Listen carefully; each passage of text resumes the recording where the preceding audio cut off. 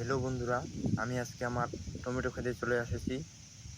এই যে আপনারা স্ক্রিনে টমেটোর গাছগুলো দেখতে পাচ্ছেন, এগুলো আমি বীজ উৎপাদনের জন্য চাষ করেছি। এই টমেটোর গাছগুলোর বয়স মোটামুটি 25 দিনের মতো। গাছগুলো খুব সুন্দরভাবে বেড়ে উঠেছে। এর আগে প্রথম কিস্তি সার দেওয়ার পর একটি সেচ দেওয়া হয়েছে। এরপর দ্বিতীয় কিস্তি সার দিব। সার দেওয়ার পর আবার পানি দিতে হবে। যেহেতু টমেটো চাষটি আমি গ্রীষ্মকালে করছি, তাই এই জন্য একটু বেশি সেচ দিতে লাগবে, কেননা এই সময় পর্যাপ্ত পরিমাণ জমিতে রস না থাকলে টমেটোর চারাগুলো সুন্দরভাবে বৃদ্ধি পাবে না।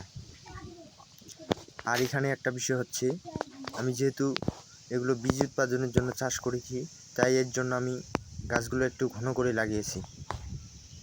এর এক গাছ থেকে আরেক গাছের দূরত্ব দিয়েছি 23 ইঞ্চি, আবার লাইন থেকেও লাইনের দূরত্ব দিয়েছি 23 ইঞ্চি।